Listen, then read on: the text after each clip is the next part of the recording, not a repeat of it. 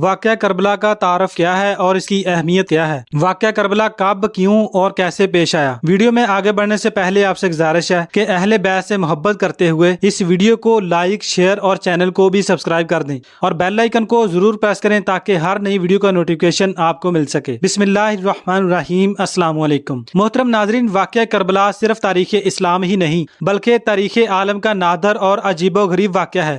دنیا میں یہی ایک واقعہ ایسا ہے جس سے عالم کی تمام چیزیں متاثر ہوئیں۔ آسمان متاثر ہوا، زمین متاثر ہوئی، شمس و قمر متاثر ہوئے، حتیٰ کہ خود خداوند عالم متاثر ہوا۔ اس کا تاثر شفق کی سرخی ہے جو واقعہ کربلا کے بعد سے افق آسمانی پر ظاہر ہونے لگی۔ جنگ کی وجہ یہ ہے کہ حسین ابن علی نے یزید ابن معاویہ کی بیعت نہیں کی۔ حسین ابن علی یزید ابن معاویہ کی حکمرانی کو غیر قانونی، ناجائز اور غیر شرعی سمجھتے تھے، جو حسن مجتبی اور معاویہ ابن ابی سفیان کے درمیان میں صلح معاہدہ کے خلاف یزید اول کو وراثت میں ملی تھی۔ کربلا کی لڑائی کو واقعہ الطف کہا جاتا ہے۔ ناظرین، سانحہ کربلا 10 محرم 61 ہجری بمطابق 9 یا 10 اکتوبر 680 عیسوی کو موجودہ عراق میں کربلا کے مقام پر پیش آیا۔ یزید کی بھیجی گئی افواج نے حضرت محمد صلی اللہ علیہ وسلم کے نواسے حضرت حسین رضی اللہ تعالیٰ عنہ اور ان کے اہل خانہ کو شہید کیا۔ حضرت امام حسین رضی اللہ تعالیٰ عنہ کے ساتھ 72 ساتھی تھے، جن میں سے 18 اہل بیت کے اراکین تھے۔ اس کے علاوہ خاندان نبوت صلی اللہ علیہ وسلم کی خواتین اور بچے بھی شامل تھے۔ یہ وہ غم انگیز اور عالم افرین واقعہ ہے جس نے جاندار اور بے جان کو خون کے آنسو رلایا ہے۔ اس واقعہ کا پس منظر رسول اللہ اور اولاد رسول کی دشمنی، یزید نے امام حسین کے قتل کا منصوبہ تیار کیا اور ایسے حالات پیدا کر دیے کہ امام حسین کربلا میں پہنچے۔ یزید نے بروایت 80,000 فوج بھجوا کر امام حسین کو 18 بنی ہاشم اور 72 اصحاب سمیت چند گھنٹوں میں موت کے گھاٹ اتار دیا۔ حضرت امام حسین 28 رجب 60 ہجری کو مدینہ سے روانہ ہو کر 10 محرم الحرام 61 ہجری کو رسول کریم کی خدمت میں پہنچے۔ ظالموں نے 7 محرم الحرام سے پانی بند کر دیا اور 10ویں محرم کو نہایت بے دردی سے تمام لوگوں کو قتل کر ڈالا۔ کربلا کا یہ واقعہ تاریخ اسلام کا بڑا افسوسناک حادثہ تھا۔ اس واقعہ کی خبر اللہ نے حضور صلی اللہ علیہ وسلم کو کر دی تھی۔ چنانچہ روایت میں آتا ہے کہ حضور صلی اللہ علیہ وسلم نے اپنی زوجہ حضرت ام سلمہ رضی اللہ تعالی عنہا کو ایک شیشی میں کچھ مٹی دے کر فرمایا تھا کہ یہ اس جگہ کی مٹی ہے جہاں میرے نواسے کو شہید کیا جائے گا۔ جب وہ شہید ہوگا تو یہ مٹی خون کی طرح سرخ ہو جائے گی۔ کربلا کے واقعہ کے وقت حضرت ام سلمہ رضی اللہ تعالی عنہا زندہ تھی۔ ایک دن ان کی بیٹی ان سے ملنے گئی تو آپ زارو قطار رو رہی تھی۔ پوچھا گیا تو ام سلمہ رضی اللہ تعالی عنہا نے بتایا کہ ابھی رسول خدا صلی اللہ علیہ وسلم خواب میں تشریف لائے تھے۔ ان کی آنکھوں سے آنسو بہ رہے تھے اور آپ کے سر انور اور داڑھی مبارک پر مٹی تھی۔ میں نے پوچھا آقا یہ گرد کیسی؟ تو فرمایا کہ اے ام سلمہ، ابھی اپنے حسین کے قتل کا منظر دیکھ کر میدان کربلا سے آ رہا ہوں۔ جاگنے کے بعد میں نے وہ مٹی دیکھی جو انہوں نے مجھے دی تھی تو وہ خون ہو چکی تھی۔ اسلامی تاریخ کو کسی اور واقعہ نے اس قدر اور اس طرح متاثر نہیں کیا جیسے سانحہ کربلا نے کیا۔ آج 1400 سال گزر جانے کے باوجود بھی جس واقعہ کربلا کو سننے یا پڑھنے سے جگر پھٹ جاتا ہے، دل خون کے آنسو بہاتا ہے۔ آپ ذرا تصور کریں اس وقت امام پاک پر کیا گزری ہوگی جب ایک طرف 71 شہداء کے جنازے پڑے ہوئے تھے تو دوسری طرف میرے پاک نبی کے پاک گھرانے کی پاک بیبیوں کے رونے کی اور سسکیوں کی آوازیں سنائی دے رہی تھی اور سامنے یزیدی امام حسین کو شہید کرنے کے لیے تیار کھڑے تھے۔ جنگ کربلا انسانی تاریخ کا ایک بہت اہم واقعہ ہے۔ یہ نہ صرف ایک جنگ ہے بلکہ زندگی کے تمام پہلوؤں کے لیے رہنمائی بھی ہے۔ اس جنگ کی بنیاد حضرت محمد صلی اللہ علیہ وسلم کی وفات کے بعد رکھی گئی تھی۔ حضرت امام علی خلیفہ بن گئے، کچھ بد کردار لوگوں کو پسند نہیں آیا، اتنی لڑائیاں ہوئیں، علی شہید ہو گئے۔ یزید اس وقت کا حکمران بد کردار اور ظالمانہ سمجھا جاتا ہے اور اس نے اپنی حکمرانی میں غیر اسلامی کام کیا۔ عراق اور کوفہ کے عوام نے حضرت امام حسین کو کئی خطوط لکھے اور انہیں کوفہ آنے کو کہا تاکہ وہ اس کے ہاتھ میں بیعت حاصل کر سکے اور اسے اپنا خلیفہ بنا سکیں۔ یزید چاہتا تھا کہ حسین اس کے ساتھ ہوں۔ وہ جانتا تھا کہ اگر حسین اس کے ساتھ آ جائے تو سارا اسلام اس کی گرفت میں آ جائے گا۔ بہت دباؤ کے بعد حسین نے اس کی کسی بھی چیز کو قبول کرنے سے انکار کر دیا، لہٰذا یزید نے حسین کو روکنے کا منصوبہ بنایا۔ 4 مئی 680 عیسوی کو امام حسین مدینہ میں اپنا گھر چھوڑ کر مکہ پہنچے۔ ولید بن عتبہ اور امام حسین علیہ السلام نے عبداللہ بن زبیر کو قاصد کے ذریعے بلایا۔ ابھی تک معاویہ کی وفات کی خبر مدینہ میں عام نہ ہوئی تھی، تاہم بلاوے کا مقصد دونوں حضرات نے سمجھ لیا۔ امام حسین علیہ السلام سے جب بیعت کے لیے کہا گیا تو انہوں نے جواب دیا کہ میرے جیسا آدمی خفیہ بیعت نہیں کر سکتا، جب بیعت عام ہوگی اس وقت آ جاؤں گا۔ ولید راضی ہو گیا اور انہیں واپس لوٹنے کی اجازت دے دی۔ عبداللہ بن زبیر ایک دن کی مہلت لے کر مکہ روانہ ہو گئے۔ بعد میں ان کا تعاقب کیا گیا مگر اس اثناء میں وہ کہیں دور جا چکے تھے۔ جب مروان کو اس صورتحال کا علم ہوا تو وہ ولید سے بہت ناراض ہوا اور کہا کہ تم نے بیعت کا وقت کھو دیا، اب قیامت تک ان سے بیعت نہ لے سکو گے۔ امام حسین علیہ السلام عجیب الجھن سے دو چار تھے۔ اگر وہ مدینہ میں مقیم رہتے تو بیعت کے بغیر बगैर कोई चाराकार न था, लिहाजा वो 27 रजब 60 हिजरी में माँ अहलो अयाल मक्का रवाना हो गए। मक्का पहुंचकर शेब अबी तालिब में क्याम किया, जहां उन्होंने हज करने का इरादा किया, लेकिन मालूम हुआ कि दुश्मन हाजियों के बेस में आ सकते हैं। हुसैन काबा जैसे मुकद्दस मकाम पर खून बहाना नहीं चाहते थे। तब इमाम हुसैन ने हज का इरादा बदला और कूफा शहर की तरफ बढ़े। रास्ते में दुश्मनों की एक फौज ने इन्हें घेर लिया और इन्हें करबला लाए। वो जमीन जिस पर इमाम हुसैन ने करबला में अपना खैमा लगाया था, इसको पहले इमाम हुसैन ने खरीदा था, फिर उन्होंने इसी जगह पर अपना कैंप लगाया था। यजीद अपने कायदीन के तोसत से अपनी बातों को कबूल करने के लिए इमाम हुसैन पर दबाव डालता रहा। जब इमाम हुसैन ने यजीद की शराइत को न माना तो आखिरकार दुश्मनों ने नहर पर फौज का पहरा लगा दिया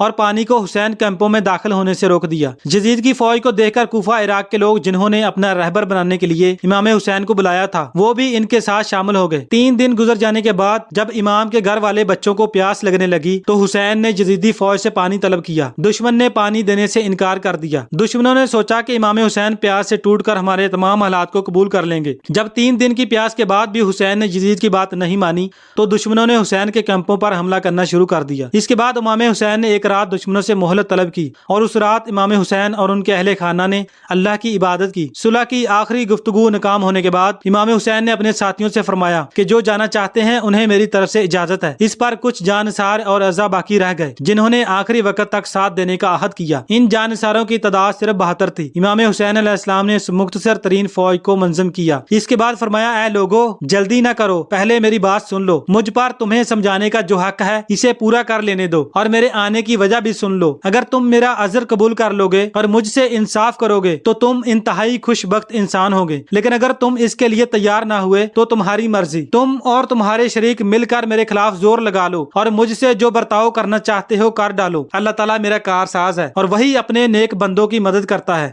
जो ही आप तकरीर के इस हिस्से पर पहुंचे तो खैमों से अहले बैत की मस्तूरात की शिद्दत रंज से चीखें निकल गईं। आप थोड़ी देर के लिए रुक गए और अपने भाई अब्बास को इन्हें चुप कराने के लिए भेजा। जब खामोशी तारी हुई तो आपने अपनी तकरीर को जारी रखते हुए फरमाया, ऐ लोगो, तुम मेरे हस्बो नसब पर गौर करो और देखो कि मैं कौन हूँ। अपने गिरोबानों में मुंह डालो और अपने आप को मलामत करो। तुम ख्याल करो, तुम्हें मेरा कत्ल और मेरी तौहीन जेब देती है। क्या मैं तुम्हारे नबी का नवासा और उनके चचेरे भाई का बेटा नहीं हूँ, जिन्होंने सबसे पहले अल्लाह ताला की आवाज पर लब्बाई कहा और इसके रसूल पर ईमान लाए? क्या सैयदो शुहदा हजरत अमीर हमजा मेरे वालिद के चचा न थे? क्या जाफर तैयार मेरे चचा न थे? क्या तुम्हें रसूल अल्लाह का वो कौल याद नहीं जो उन्होंने मेरे और मेरे भाई के बारे में फरमाया था कि दोनों नौजवान आने जन्नत के सरदार होंगे? अगर मेरा ये बयान सच्चा है और जरूर सच्चा है तो बताओ कि तुम्हें नंगी तलवारों से मेरा मुकाबला करना है, और अगर तुम मुझे झूठा समझते हो तो आज भी तुम में से वो लोग मौजूद हैं जिन्होंने मेरे मुतल्लिक रसूल अल्लाह की हदीस सुनी है। तुम उनसे दरियाफ्त कर सकते हो। तुम मुझे बताओ कि क्या आप इस हदीस की मौजूदगी में भी तुम मेरा खून बहाने से भी बाज नहीं रह सकते? लेकिन कूफियों और इराकियों के सरदारों पर कोई असर न हुआ, सिर्फ होर बिन यजीद तमीमी पर आपकी इस तकरीर का असर हुआ और वो ये कहते हुए कि ये जन्नत या दोज़ख के इंतखाब का मौका है। मैंने जन्नत का इंतखाब कर लिया है, खा मुझे टुकड़े टुकड़े कर दिया जाए या जला दिया जाए। हजरत इमाम हुसैन अलैहिस्सलाम के लश्कर में आज शामिल हुआ। इसके बाद शख्सी मुबादरत के तरीके से जंग का आगाज हुआ, जिसमें अहले बैत अतहर का पल्ला भारी रहा। ये देखकर इब्ने साद ने आम हमला का हुक्म दिया। अरकीन अहले बैत ने दुश्मनों की जलगारों का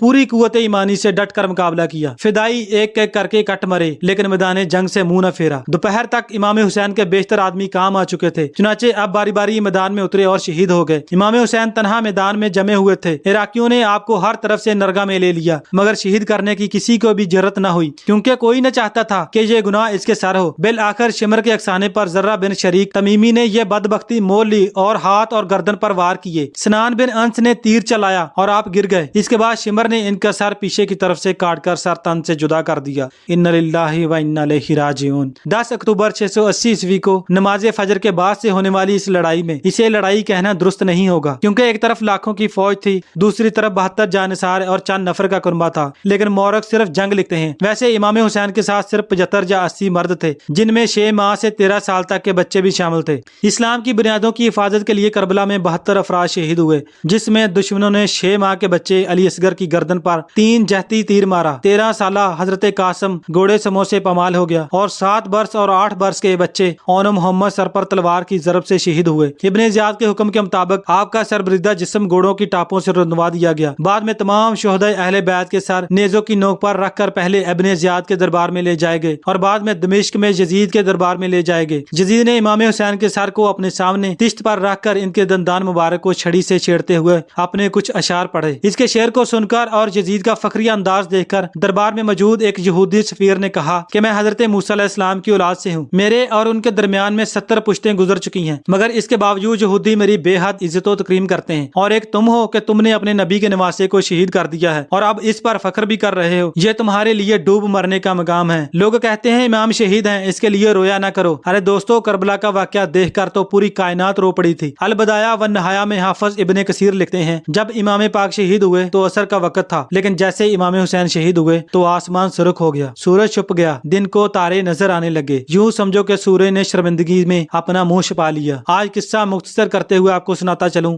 कि मेरे इमाम हुसैन अलैहिस्सलाम को शिमर मलून ने सजदे की हालत में शहीद कर दिया और आपका सर मुबारक नेज़े पर चढ़ाकर और आले रसूल की पाक बीबियों को कैद करके यजीद के पास ले गए। वहाँ भी आले रसूल से जुल्म होते रहे और इमाम के घर में सिर्फ एक मर्द को जिंदा छोड़ा गया था, वो इमाम सज्जाद थे जो बीमार थे। फिर वक्त गुजरने के बाद जब आले रसूल को रहा किया गया तो आले रसूल का लूटा हुआ काफिला सफर करते करते जब मदीना पहुंचा तो ये काफिला सीधा अपने नाना कायनात के सरदार गमगीनों के गमखार के रोज़ा अतहर के अंदर दाखिल हुआ। फिर तारीख सिर्फ इतना लिखती है दोस्तों कि मजलूमान करबला ने रोज़ा रसूल का दरवाजा अंदर से बंद कर दिया और 3 दिन 3 रातों तक आले रसूल की बेटियों और इमाम सज्जाद अलैहिस्सलाम की सिसकियों की आवाजें आती रहीं। उस वक्त रोज़ा रसूल का क्या माहौल होगा जब सारी जिंदगी उम्मत के लिए रोने वाले महबूब की बेटियां आज इमाम हुसैन से लेकर इमाम असगर तक अपना सारा घराना शहीद होते देखकर अपने प्यारे नाना को अपना दुखड़ा सुना रही थी। लोग कहते हैं गमे हुसैन में आंसू मत बहाओ। मैं तो कहता हूँ अगर हम गमे हुसैन में खून के आंसू भी बहाएं तब भी हम इमाम पाक का हक अदा नहीं कर सकते। जिस इमाम ने मदीना जैसा शहर छोड़कर करबला में अपना पूरा खानदान इस्लाम की खातिर लुटाया है। हदीस पाक का मुतालिया करने से मालूम होता है कि अभी करबला का वाकया पेश नहीं आया था। सिर्फ ये बात सुनकर के इमाम हुसैन को करबला में शहीद कर दिया जाएगा, कायनात की 3 अजीम तरीन हस्तियां गमे हुसैन में आबदीदा हो गई थी। हमारे प्यारे आका हजरत मोहम्मद सल्लल्लाहु अलैहि वसल्लम, सीधा बीबी फातिमा सलामुल्लाह अलैहा और हजरत मौला अली अलैहिस्सलाम। जमीन रोती है, आसमान रोता है, हुसैन तेरे गम में हर इंसान रोता है। जिस जगह तेरे पाक लहू के कतरे थे गिरे आज भी वो करबला का मैदान रोता है। कत्ले हुसैन नस्ल में